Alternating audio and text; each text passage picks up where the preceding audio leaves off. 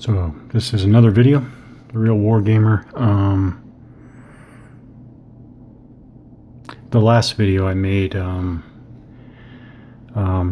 discussing war games in general, one I made a few days ago.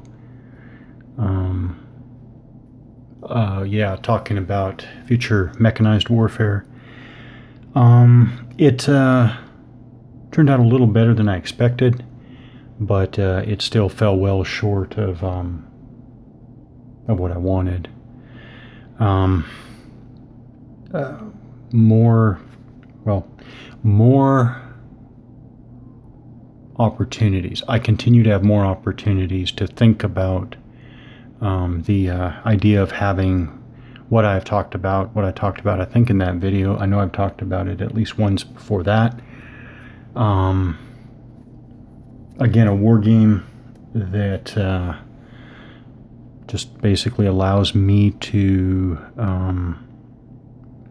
quickly and credibly simulate contemporary and near future combat. So after that video a few days ago, one thing was a little clearer, and that was I was thinking, well, maybe it does come back to, maybe it is as simple as getting MBT back out and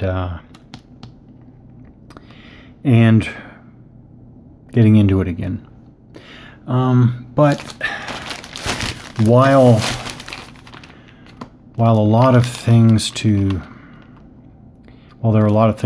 like about this game, as I recall,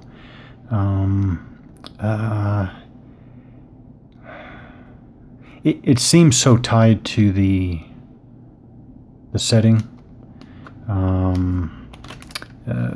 American, West German, Soviet, primarily armored warfare, former West German terrain.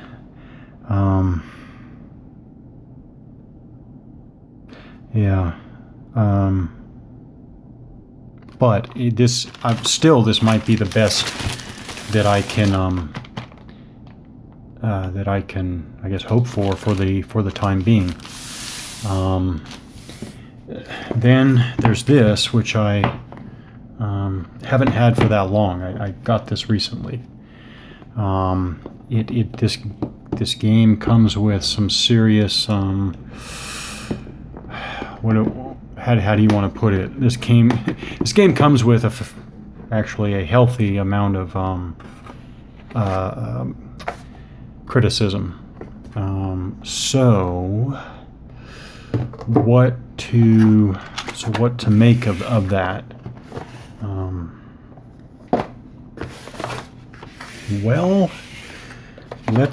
I am going to take another look at this real quickly. Not anything in depth, but let's see. Let's get the. I think this is basically the Baltic, Eastern European anyway, setting. Rules. Are these the rules? Okay. So I have not played this yet, and I'm going to give a few preliminary remarks here. Of course, they're very, very much preliminary, and when all is said and done here, I will probably have convinced myself to give the game a try. So this is a nice. I mean, starting here, this is the kind of. I never thought about it.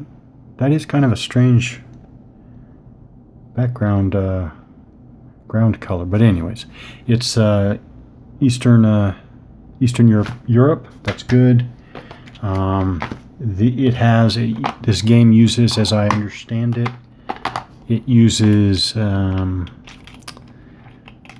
universal counters. So this is an armored company, right there. Is it exactly what that armored company is? I guess is determined by the, let's see if I can figure this out, by the Polish version without pulling out the English version. So let's see, is it clearly labeled?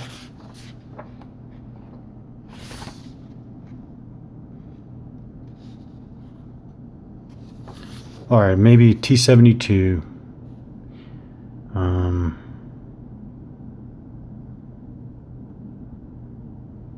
T-72. Then you go to a Polish T-72 maybe, as an example. Oh, that looks like a Soviet. Well, anyways. Well, no, here it is. So there we go. I think Polish armor company right there. And so maybe you go Polish T-72. Oh, that's a mechanized brigade. Oh, maybe there it is. So companies.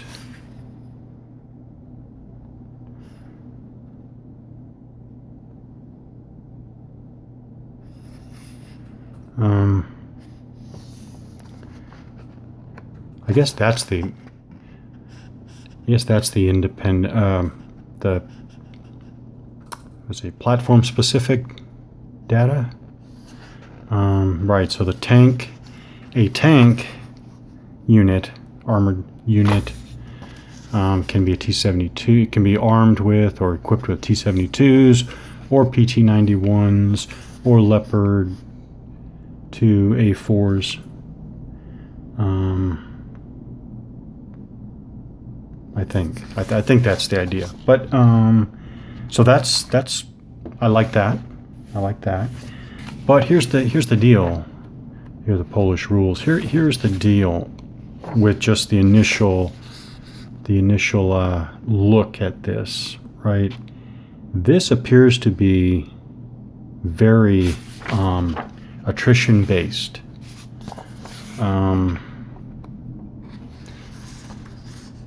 I mean, discrete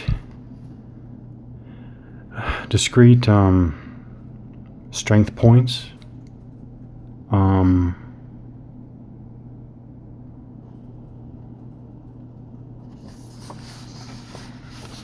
Which, oh yeah, I mean, I'm not sure that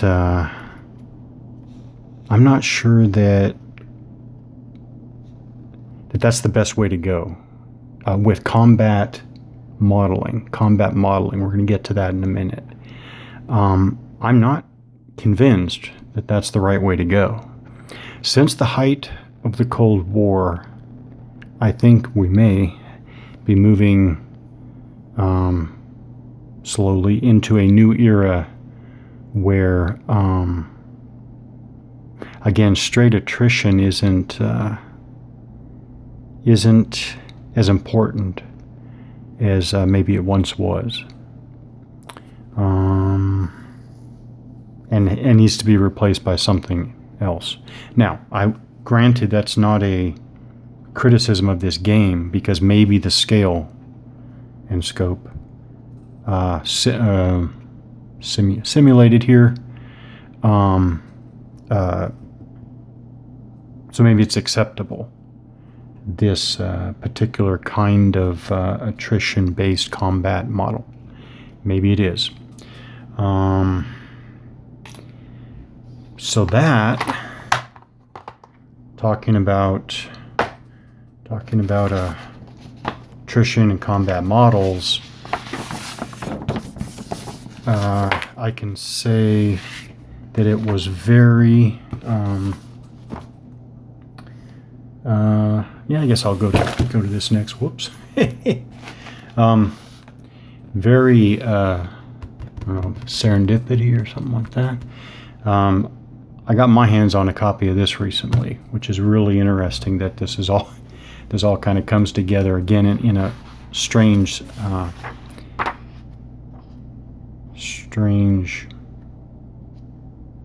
situation. So this is War by Numbers, Understanding Conventional Combat. This is published by the Dupuy Institute. Dupuy Institute. So, bottom line with this is, here's this book, in some ways kind of a textbook. This with all that I've said before. We've got MBT, we've got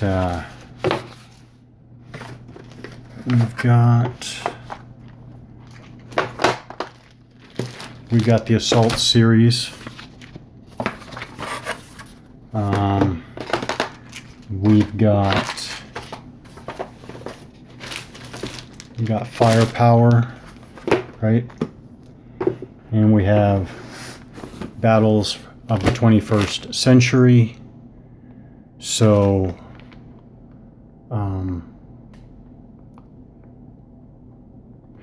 considering all of those, right?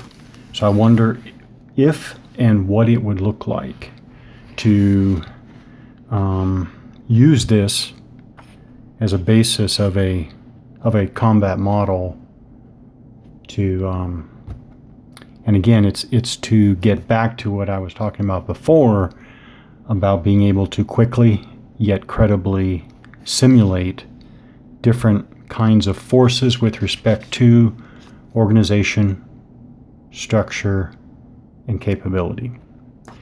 So that's why I was saying it's kind of neat, this game that allows you to have different, you have tanks and then you have different kinds of tanks, because maybe something like that would be a way to approach the idea of you have your company.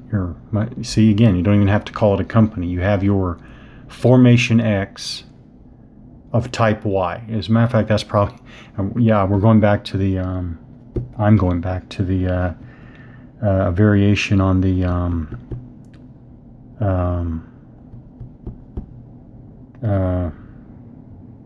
oh wow, that's escaped my mind. The generic organizations for modularity. Anyways, that's what I mean. I mean formation X of type Y, and then that formation gets some, mobile protected firepower, it gets some cyberspace offensive capability, it gets some, ability to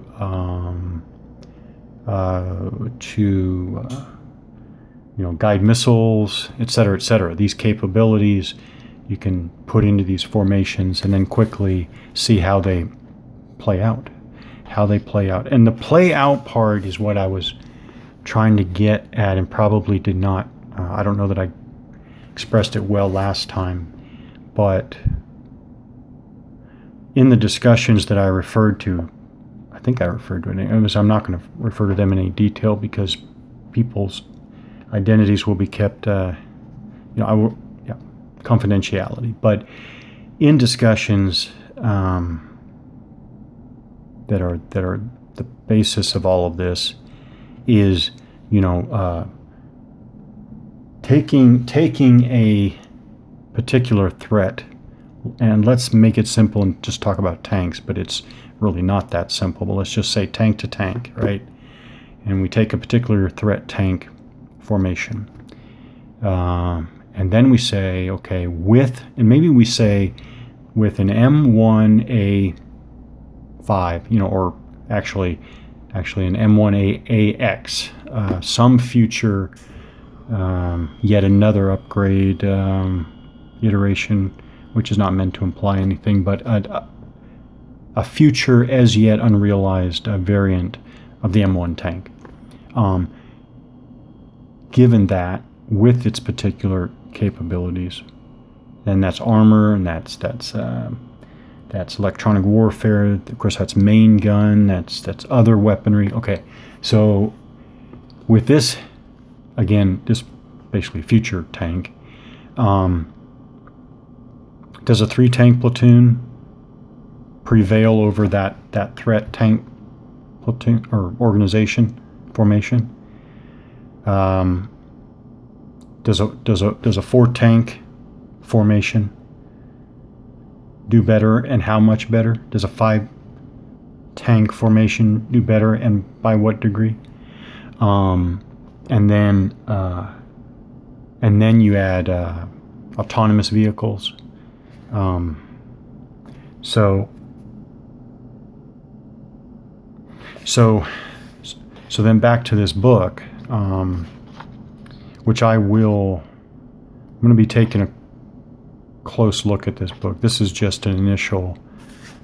So this book is full of, if I could put an overall purpose, I do believe that this book is meant to continue on Dupuy's work. So that's, I think, pretty much all the introduction one needs. I do believe that Lawrence here set out to specifically, kind of pick up where Dupuy left off and advance the state of the field, and the field being combat modeling. Combat modeling. It's as simple as that. So this book, the reason why this might be relevant is that, of course, it is a book of statistics and analysis of statistics. So it's just from start to finish. Like, you're only a few pages into this book, and you're at your first multiple tables. So table, I think that is the very first. Yep, that is the very first table of the book. Table 2.1, force ratio analysis of 605 engagements.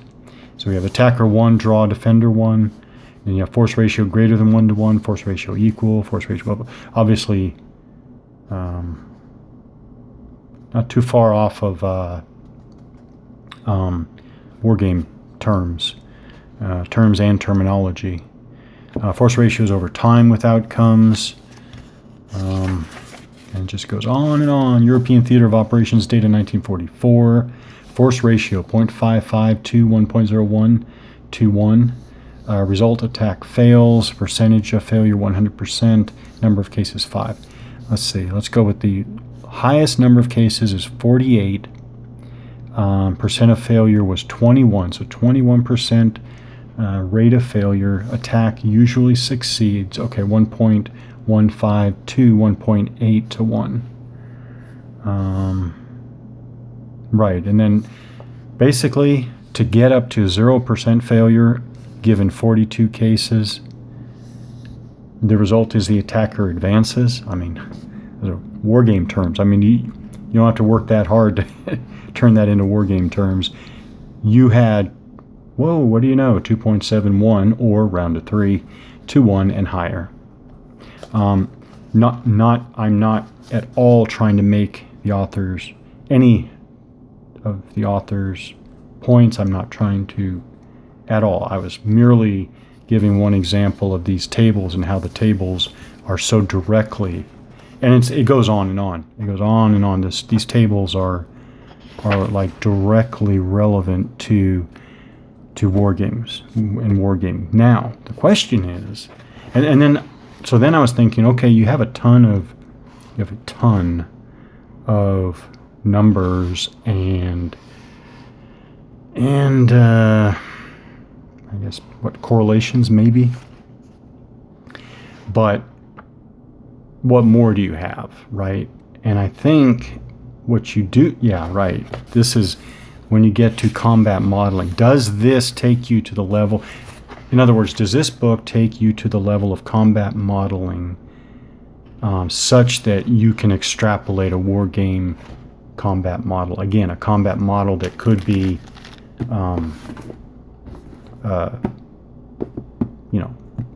plugged into a hex encounter format.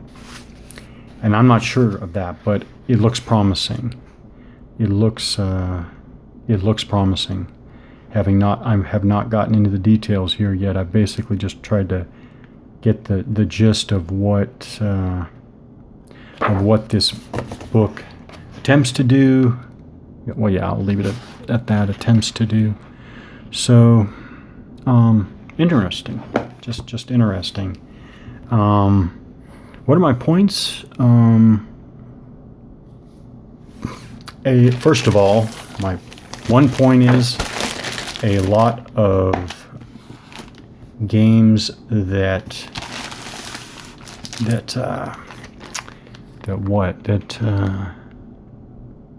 lot of games with either the right setting or close to the right setting, and yet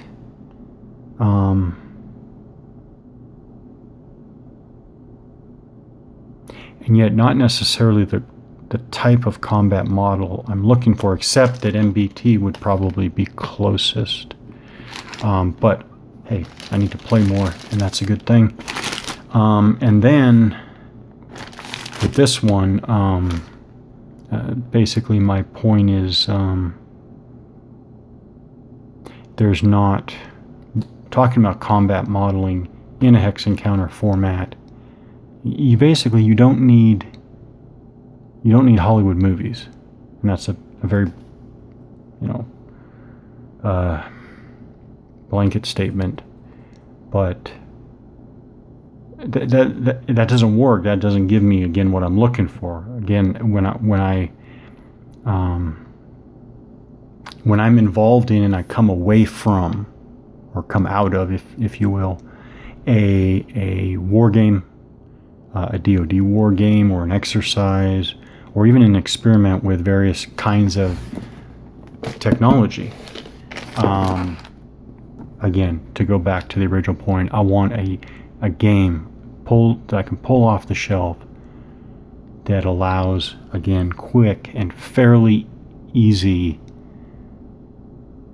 and not easy, I mean easy to get going, to start, again, testing, and I use that term very lightly here, but testing ideas, again, about organization, capability, and structure capacity.